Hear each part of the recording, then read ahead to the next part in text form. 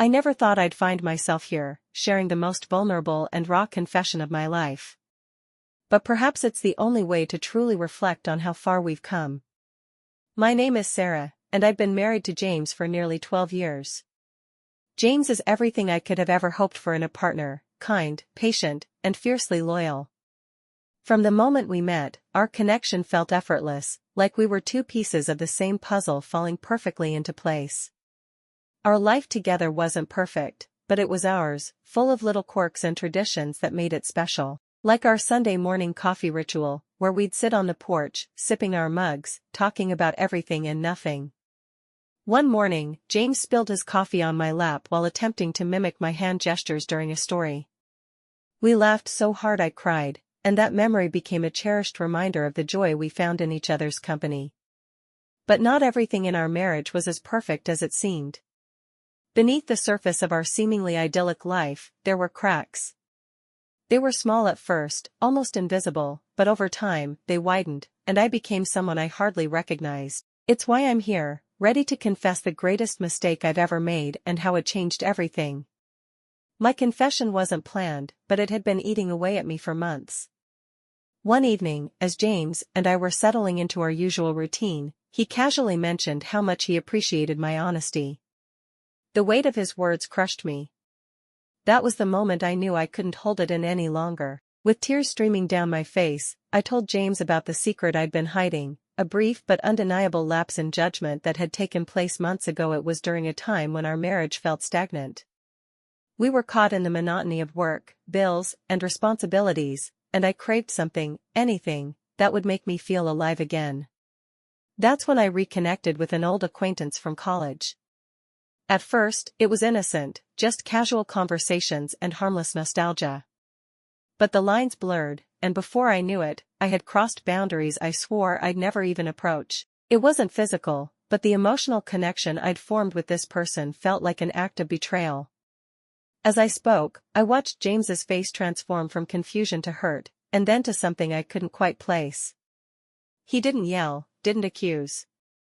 He just sat there, silent, absorbing every word like it was a physical blow.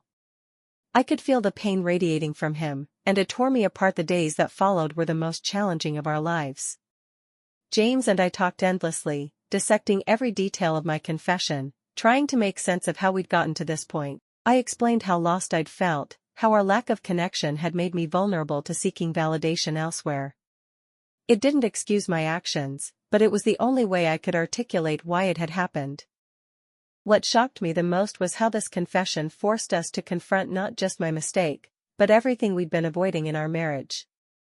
The late-night arguments about work stress, the unspoken resentment about household responsibilities, the quiet moments when we'd sit next to each other but feel miles apart, it all came rushing to the surface. James was hurt, yes, but he was also determined. He told me he wanted to try, to fight for what we had, as long as I was willing to do the same. That was the moment I realized how much I'd taken him and our marriage for granted. Healing wasn't linear.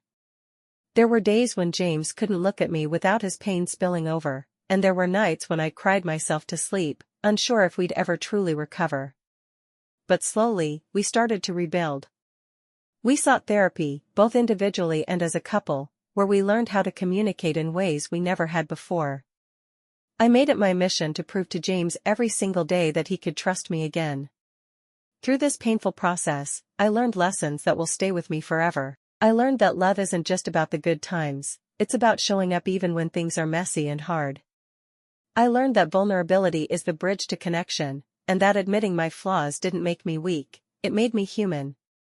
Today, James and I are stronger than we've ever been. We've rediscovered the joy in our relationship, building new traditions and memories while honoring the journey that brought us here. We're not perfect, and we never will be, but we're committed to growing together, no matter what challenges come our way. If there's one thing I hope others can take from our story, it's that mistakes don't have to define a relationship. Forgiveness, though difficult, can be transformative when both people are willing to put in the work.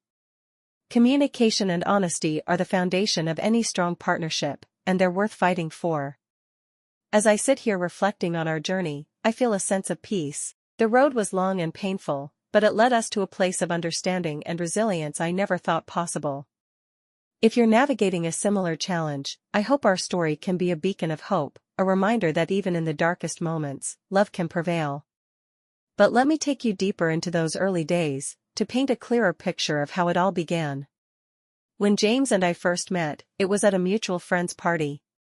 I was standing by the snack table, feeling a bit out of place, when he approached with a warm smile and a joke about the questionable dip. We talked for hours that night, discovering shared interests in hiking and old movies.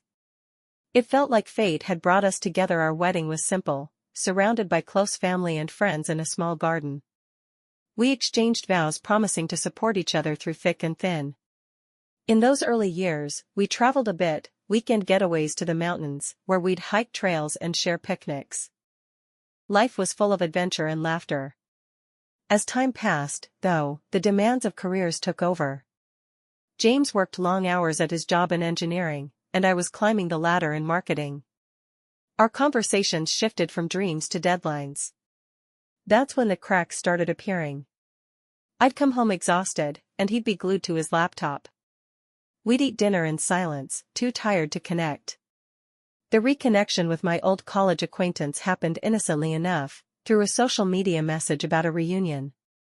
We chatted about old times, laughing over shared memories, but soon, those chats became daily, filling a void I didn't even realize was there. I felt seen, heard, in a way that had faded from my marriage. I knew it was wrong, but I convinced myself it was harmless. When I finally confessed, the air in the room grew heavy. James's eyes filled with tears, but he held my hand through it all. "Why didn't you tell me you were feeling this way?" he asked softly. That question opened the floodgates. We talked about how we'd let routine dull our spark, how small resentments had built up unspoken. In therapy, our counselor helped us unpack it all. We learned active listening, repeating back what the other said to ensure understanding. We set aside time each week for date nights, no distractions allowed. Slowly, trust rebuilt. James would leave little notes for me, reminders of his love. I'd plan surprises, like recreating our first date. One breakthrough came during a session when James admitted his own fears, of not being enough. It humanized him, showed me we were both vulnerable. We cried together, then laughed at how messy it all was. Now, our Sunday coffees are sacred again. We share openly, no topic off limits. We've even started couples yoga, something silly that brings us closer. Our bond feels deeper, forged in fire. Looking back, that mistake was a wake-up call. It taught us empathy, patience, and the power of forgiveness. We're grateful for the growth, even if the path was tough. If you're listening and facing doubts in your relationship, remember, it's okay to seek help. Talk openly. Rebuild step by step. Love isn't always easy, but it's worth it. Our story isn't unique, but it's ours. And in sharing it, I hope it inspires hope. James and I are proof that from confession comes renewal. We're thriving, hand in hand, ready for whatever comes next.